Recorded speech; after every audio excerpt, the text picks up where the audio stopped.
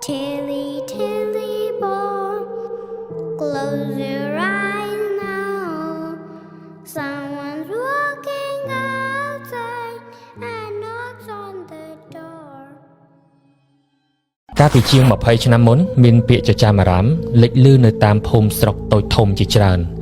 ថាមានបិសាចនៅក្នុងខ្លួនព្រះសង្ឃ3ឆ្កែខ្មៅនិងដូនជី3ឆ្មាខ្មៅចេញអុកឡុករកស៊ីបេះដូងថ្លើមប្រមាត់និងពវៀនពូតាំងរបស់អ្នកស្រុករឿងនេះខ្ញុំបានសម្រាយបែបជាតុក្កតាដាក់នៅក្នុង TikTok ដំបូងគេការសម្រាយនឹងគឺល្បីក្តងក្តាំងខ្លាំងមែនតើហើយមានប្រិយមិត្តយើងមួយចំនួនស្គាល់ខ្ញុំតាមរយៈរឿងព្រះសង្ឃ3ឆ្កែដូនជី3ឆ្មាហ្នឹងដំបូងឡើយនៅពេលដែលខ្ញុំយកវាមកបកប្រែសម្រាយហ្នឹងខ្ញុំគិតថាវាគ្រាន់តែជារឿងនិទាន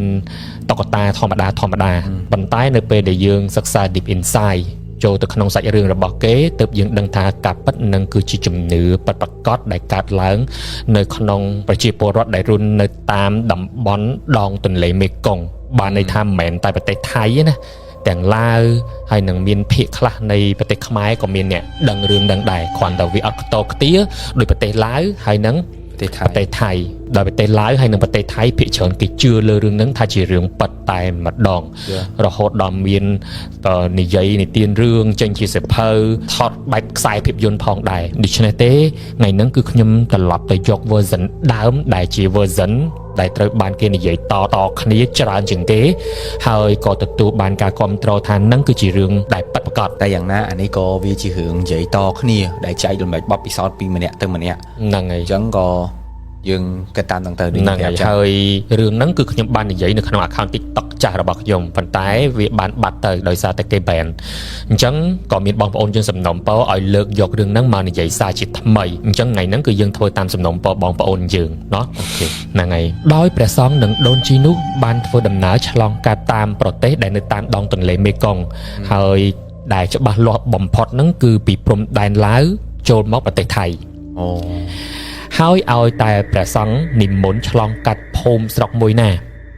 ទីនោះរមែងតែមានមនុស្សស្លាប់ជានិច្ចដោយគ្មានមូលហេតុហើយកាន់តែតក់ស្លុតជាងនេះទៅទៀតនោះគឺគ្រប់សាកសពដែលបាត់បង់ជីវិតដោយគ្មានមូលហេតុទាំងអស់នោះសឹងតែប្រហាក់ប្រហែលគ្នាគឺស្លេកស្លាំងបែកឈាមតាមភ្នែករីឯពវៀនពូតាំងថ្លើមប្រមាត់អីហ្នឹងបាត់ទៅតែម្ដងអត់មានទេអាចដាច់អរត់អរីនៅជុំវិញសាកសពខ្លះប៉ុន្តែភាគច្រើនគឺបាត់ទៅតែម្ដងវាប្រៀបដូចជាសភាពគឺសពហ្នឹងត្រូវបានសត្វព្រៃហែកស៊ីច្រើនជាង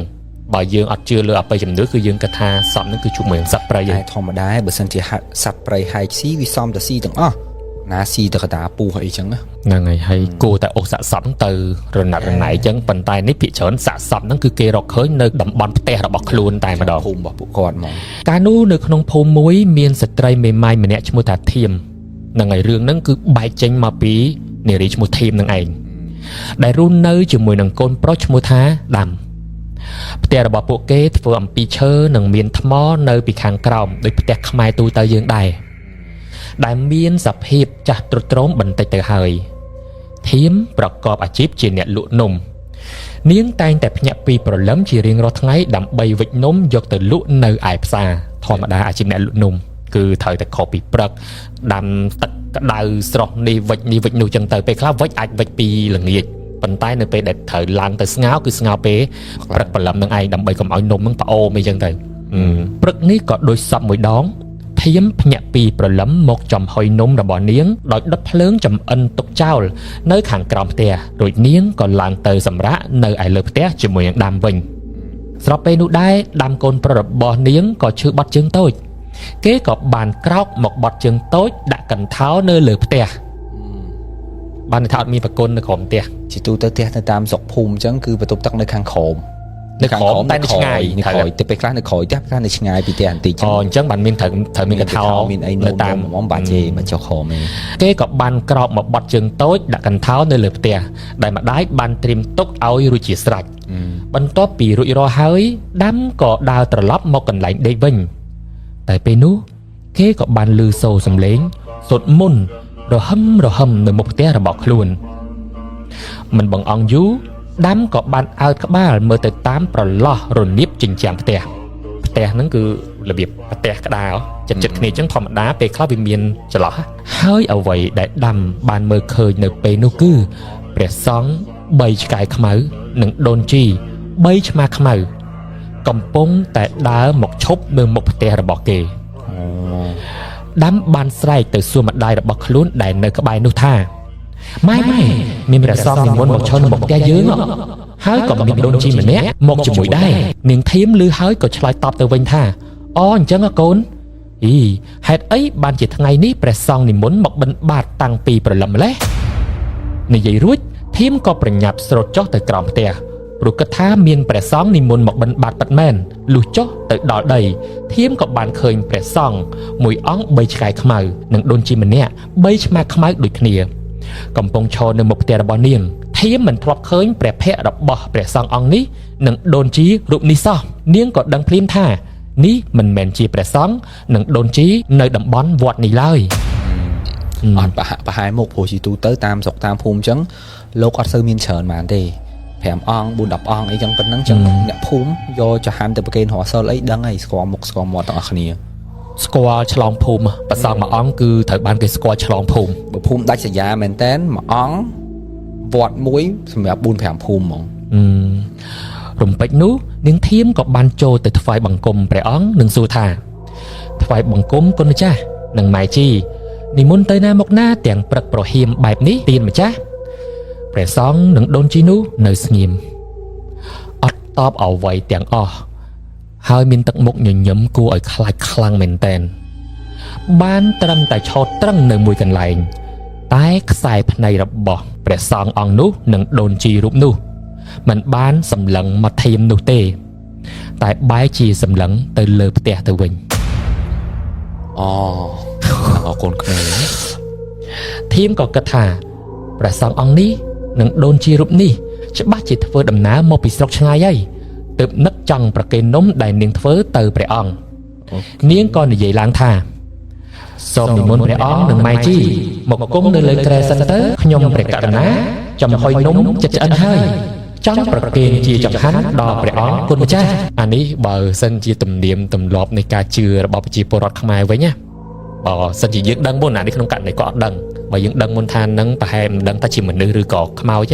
គេអត់ឲ្យអញ្ជើញអីផ្ដេសផ្ដាស់ទេចូលក្នុងផ្ទះតាមពិតវាចៃដន្យដែរដោយសារអីជាទូទៅលោកដើរបិណ្ឌបាតអាចព្រឹកព្រលឹមដែរព្រលឹមនឹងត្រូវព្រលឹមមែនតែគ្រាន់លើកនេះព្រលឹមចូលរៀងនឹងល្ងិតព្រោះព្រឹកប្រហៀមខ្លាំងខ្ទង់ម៉ោង4ម៉ោង5ហើយសំខាន់មកជាមួយនឹងដូនជីទៅទៀតធម្មតាគាត់និមន្តតែអងឯងឬជាមួយនឹងកូនសិស្សលោកហ្នឹងហើយបើខ្ញុំនិយាយឲ្យថងតិចតែ13អីចឹងខ្ញុំគាត់ហ៊ានចម្លែកដែរណាក្រោយពីធាននិយាយបបួលចាប់ព្រះសង្ឃ3ឆ្កែខ្មៅនិងដូនជី3ឆ្មាខ្មៅក៏ដើរចូលមកអង្គុយនៅលើគ្រែដោយស្ងៀមស្ងាត់មិននិយាយអ្វីសំបីតែមួយម៉ាត់បើទោះបីជាធាមព្យាយាមនិយាយជាមួយឬក៏សួរសំណួរជាច្រើនទៅកាន់អ្នកទាំងពីរក៏ដោយចុះធាមឆ្ងល់ណាស់ហើយចម្លែកក្នុងចិត្តជាខ្លាំងព្រោះនាងបានធំក្លិនឆ្អាបចម្លែកខ្លាំងមែនតែនមិនត្រឹមតែឆ្អាបទេឆ្អេះស្អុយពុនពេកពេញតំបន់នោះតែម្ដងនាងសង្ស័យថាក្លិននោះចេញពីច្បងជីវររបស់ព្រះសង្ឃអង្គនោះនិងស្បៃរបស់ដូនជីរូបនោះទៀតផងតែនាងមិនហ៊ានមាត់ក្លិនស្អុយនោះបានធ្វើឲ្យនាងយកដៃខ្ទប់ច្រមុះទ្រាំសឹងតែពុំបានមិនរងចាំយូរធីមក៏បានប្រញាប់ទៅដួសនំចេញពីឆ្នាំងនាងរៀបចំដាក់ចានយកទៅប្រគេនលោកសង្ឃនិងដូនជីនៅពេលនោះសុកព្រះសង្ឃនោះក៏មានសង្ឃដីកាកូនប្រុសញោមនៅណានេះបើជាងគិតផ្លូវល្អលោកសង្ឃនេះខ្លាំងដឹងផ្ទះមានកូនផង Yes មកដល់ឈប់មកផ្ទះឃើញតែម្ដាយគេសោះដឹងថាណាគេនៅលើផ្ទះធៀមបានលឺហើយគឺធ្វើមុខឆ្ងល់នឹកភ្នុកក្នុងចិត្តតែឯងថាចុំព្រះសង្ឃអង្គនេះមិនបានដឹងថានាងមានកូនប្រុសអូកូនប្រុសគាត់នៅគេងលើប៉ុន្តែនាងក៏បានលាក់ទុកចម្ងល់នោះតែឯងហើយក៏ប្រញាប់ឆ្លើយតបវិញទៅលោកថាវាដេកនៅលើផ្ទះកូនម្ចាស់អត់តន់ក្រោកទេឮហើយព្រះសង្ឃអង្គនោះក៏បានងាកជាមួយនឹងទឹកមុខញញឹមដាក់នាងគួរឲ្យខ្លាចព្រឺព្រួយខ្លាំងមែនទែនហើយក៏ដើរចេញទៅស្របជាមួយនឹងដូនជីនោះដោយមិននិយាយស្ដីសំបីតែមួយម៉ាត់សំបីតែនំណែកអីប្រគេហ្នឹងគឺគ្មានយកអត់យកទៅទេពេលនោះធៀមឆ្ងល់ខ្លាំងមែនទែនតែម្ដងហើយ នាងហាក់ដូចជាស្ថិតនៅក្នុងអារម្មណ៍មួយហើរបៀបគប់ក្រងខ្លួនឯងអត់ចង់ជាប់ទេហើយចង់បើកមាត់ខាត់ប្រសង់អង្គនោះឲ្យនៅចាំប្រកេននំក៏អត់បានដែរគឺទៅបាត់អញ្ចឹងហ្មងសំបីតែគាត់នឹងខាត់ខ្លួនឯងក៏អត់បានដែរព្រឹកឡើងធៀមក៏ដើរទៅផ្សារស្រាប់តែលឺសូរអ្នកស្រុកខ្សឹបខ្សៀវគ្នាពេញភូមិតែម្ដងនាងក៏ចូលទៅស្ដាប់អ្វីដែលនាងនឹកស្មានមិនដល់នោះគឺថ្ងៃនេះត្រឹមតែមួយថ្ងៃទេមានមនុស្ស6នាក់បានស្លាប់ដោយអាថ៌កំបាំងតែមួយថ្ងៃមួយយប់មិញហ្នឹងណាហើយក៏ទទួលបានព័ត៌មានមនុស្សស្លាប់6នាក់ដោយអាថ៌កំបាំងអត់មានមូលហេតុអីទាំងអស់ដំណើរគ្នាតែម្ដងនៅព្រឹកឡើងអ្នកផ្សារនិយាយឈូឆប់ពេញនឹងផ្អើពេញភូមិតែម្ដងនាងក៏បានឮគេនិយាយទៀតថាប្រសិនបើនរណាគេម្នាក់បានជួបនិយាយឆ្លើយឆ្លងជាមួយនឹងព្រះសង្ឃ3ឆ្កែខ្មៅនិងដូនជី3ឆ្មាខ្មៅមនុស្សម្នាក់នោះនឹងត្រូវស្លាប់ដោយអណោចអាធម្មស័ក្តិសពរបស់អ្នកនោះគឺគ្មានគ្រឿងក្នុងគ្មានពោះវៀនគ្មានក្រពះគ្មានផ្នែកណាមួយនៃគ្រឿងក្នុងនៅសេសសល់ឡើយធៀមពេលបានលើកដូច្នេះហើយគឺនាងផិតភ័យខ្លាំងមែនទែនខ្លាចនៅក្នុងចិត្តណាស់ព្រោះអីកាលពីយប់មិញនាងបានជួបហើយព្រឹកថ្ងៃនេះនាងមកដឹងដំណឹងទាំងអស់នេះហើយនាងមិនត្រឹមតែបានជួបទេថែមទាំងបាននិមន្តព្រះសង្ឃនិងដូនជីនោះចូលទៅដល់ក្នុងផ្ទះទៅទៀតនាងភ័យខ្លាំងមែនទែនបែកញើសសស្រាក់សស្រាំហើយរត់ទៅផ្ទះដើម្បីទៅមើលអាដាមលុះចូលដល់ល្ងាចថ្ងៃដដែលសក្កិតមើលមានអីកើតឡើងក្នុងភូមិហ្នឹងនៅពេលដែលមានកើតឡើងរឿងបែបហ្នឹងស្ងាត់ជ្រាបធម្មតាម៉ោង8នៅមានមនុស្សដើរទៅដើរមកអ៊ូអពេញភូមិនៅល្ងាចនោះម៉ោង7អត់តាន់ទេស្ងាត់ជ្រាបដូចម៉ោង2 10ម៉ោង1យប់ចឹងគឺអ្នកភូមិអ្នកស្រុកបាននាំកូននាំចៅប្រញាប់ញ៉ាំបាយងូតទឹកងូតអីហើយឡើងផ្ទះបិទទ្វារចាក់សោកនៅក្នុងភូមិឮសូរតែសំឡេងចាបយំចង្រិតហើយនឹងឆ្កែលូពេញភូមិតែម្ដងពួកគេបានបបួលកូនចៅជោគដេកអស់តាំងពីក្បាលប្រឡប់មកម្លេះគ្រប់គ្នានរណាក៏ខ្លាចដែរចំណែកឯនាងធៀមវិញហើយនឹងកូនប្រុសក៏មិនខុសពីអ្នកភូមិដទៃទៀតដែរពួកគេប្រញាប់នាំគ្នាហូបបាយហូបទឹកហើយនាងក៏ប្រញាប់ឲ្យចៅដាមហ្នឹងងូតទឹកប្រញាប់ញ៉ាំបាយអីឲ្យហើយឡើងទៅដេកឲ្យឆាប់ហើយខ្លួនឯងវិញដោយសារតែខ្លួនគឺជាអ្នកលក់នំអត់អាចបខំបានទេត្រូវតែវិចនំឲ្យចប់ទើបអាចឡើងទៅគេងបានតែគាត់ក៏ខំប្រឹងពើដែរហើយម្យ៉ាងគាត់អត់មាននរណាគេនៅជួយទេអញ្ចឹងគាត់ត្រូវធ្វើតែឯងរាល់ដងមានអាដាមនឹងអង្គុយលេងជាមួយគ្នាប៉ុន្តែលើកនេះមិនបាច់ទេកូនឯងឡើងទៅលើផ្ទះចុះទុកឲ្យម៉ែនៅតែឯងបានហើយរបៀបខ្លាចកូនគាត់បញ្ញាប់រៀបចំប្រដាប់ប្រដានំនែកនឹងទុកសម្រាប់ធ្វើលក់នៅថ្ងៃស្អែកបន្ទាប់ពីត្រៀមរបស់របររួចរាល់ជាស្រេចនឹងបំរុងរៀបនឹងឡើងទៅលើផ្ទះដើម្បីសម្រាប់ទៅហើយស្រាប់តែធៀមបានក្រឡេកទៅមុខផ្ទះឃើញព្រះសង្ឃ3ឆ្កែខ្មៅនិងដូនជី3ឆ្មាខ្មៅលេចរូបរាងដើរចេញមកពីទីងងឹតចេញពីទីព្រៃណាមិនដឹងទេមកវឹបនៅមុខផ្ទះតែម្ដងមកម្សាទៀតហើយគោដៅហាក់ដូចជាមករកនាងដោយចំពោះតែម្ដងឈរសម្លឹងមើលមុខនាងនៅពីមុខផ្ទះខាងផ្លូវធៀមរឹងខ្លួនអស់រលីងដូចជាត្រូវបានមុនអ្វីមកសង្កត់ខ្លួននាងជាប់អត់ខុសអីពីយប់មិញទេដូនជីនិងព្រះសង្ឃអង្គនោះនៅតែឈរខាងមុខផ្ទះហាក់ដូចជាមានអ្វីរារាំងមិនឲ្យពួកគេទាំងពីរនាក់នឹងចូលមកក្នុងផ្ទះបានពីយប់មិញចូលមកបានដោយសារតែការអញ្ជើញតែយប់នេះធៀមអត់បាននិយាយអីទាំងអស់អញ្ចឹងចង់ចូលដូចមានអីខាំងមានអីរារាំងអញ្ចឹងបន្តិចក្រោយមកព្រះសង្ឃក៏មានសង្ឃដីកាថាហើយយើងចូលផ្ទះភ្លាមធៀមព្យាយាមចង់ស្រែកឡើងឲ្យអ្នកភូមិមកជួយដែរប៉ុន្តែគឺនាងអត់មានសម្លេងក្នុងការស្រែកសោះមិនដឹងជាបាត់សម្លេងទៅណាធ្វើមិនបានឡើយ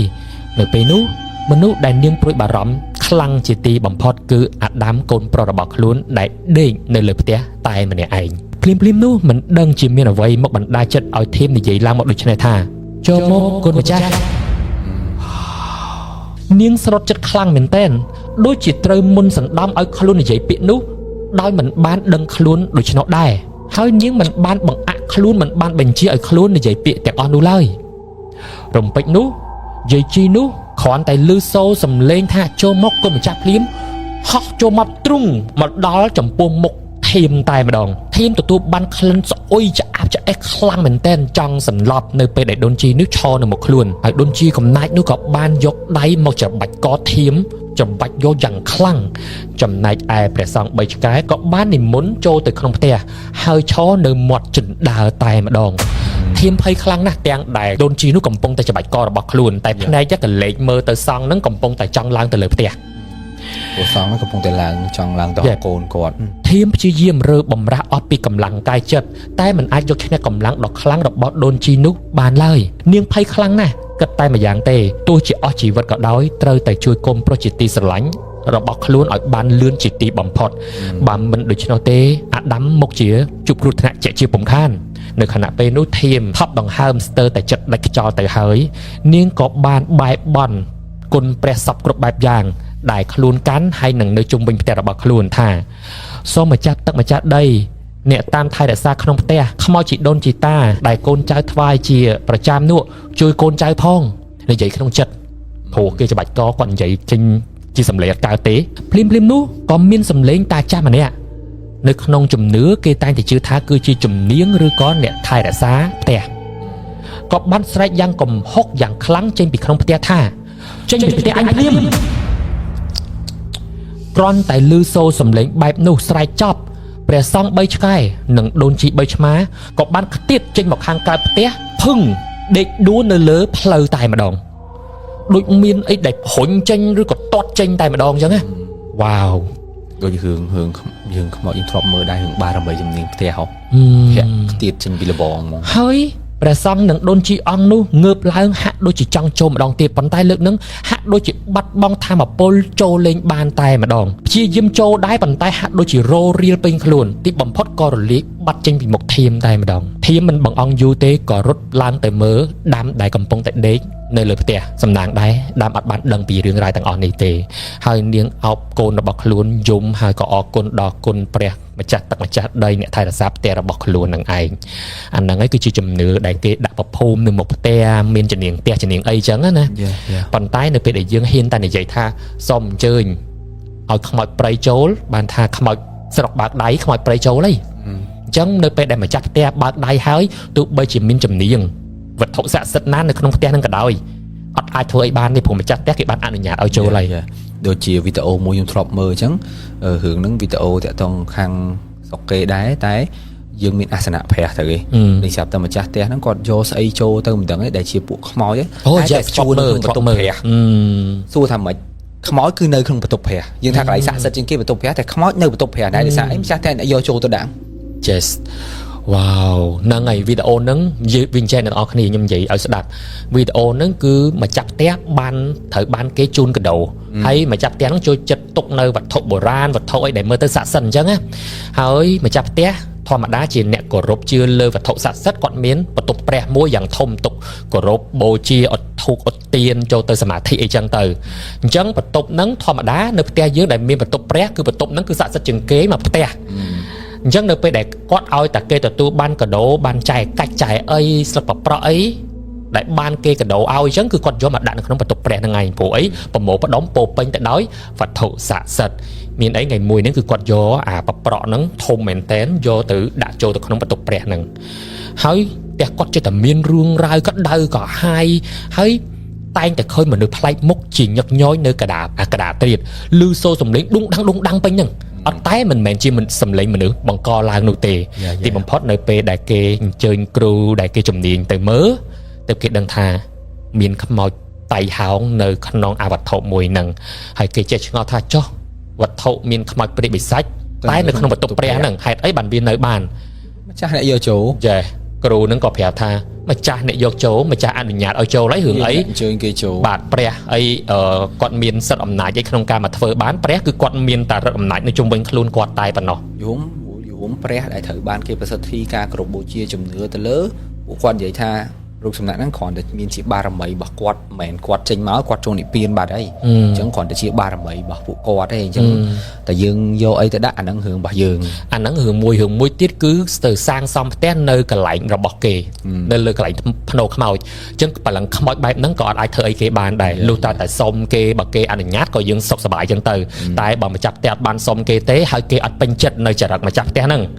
ម្ចាស់ផ្ទះហ្នឹងធ្វើអីគេអត់កើតទេចាំមកដេញគេមិនបើអាហ្នឹងគឺជាដែនដីរបស់គេទឹកដីរបស់គេអញ្ចឹងអាហ្នឹងតាមជំនឿបងប្អូនអញ្ចឹងទៅចាស់បុរាណឲ្យតែទិញដីអីគឺគាត់ឲ្យ សុំឲ្យទោះបីយើងយកលុយទៅតែញអារឿង physical ផ្សេងប៉ុន្តែអារឿងអបិយជំនឿ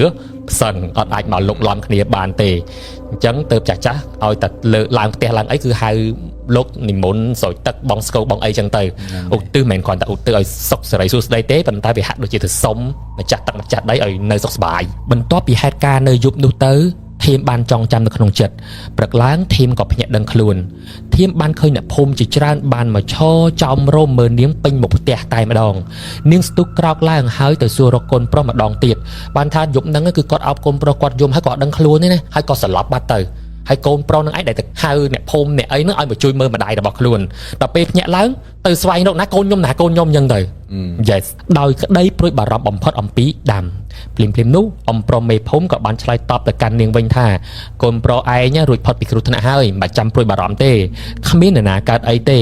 ប៉ុន្តែអ៊ំចង់សួរឯងបន្តិចថាមានរឿងអីកើតឡើងថៃបានស្លាប់តាឯងអញ្ចឹងធៀមក៏តាំងសតិហើយនិយាយរៀបរាប់ប្រាប់ហេតុការណ៍ទាំងអស់ដែលបានកើតឡើងចំពោះនាងកាលពីយប់មិញឲ្យអ្នកភូមិបានស្ដាប់ក្រោយពីកើតរឿងនេះលោកមេភូមិហើយនិងអ្នកភូមិក៏បានប្រឹក្សាគ្នាដើម្បីរកដំណោះស្រាយអត់អាចបណ្ដោយឲ្យអញ្ចឹងកើតឡើងបន្តទៀតទេ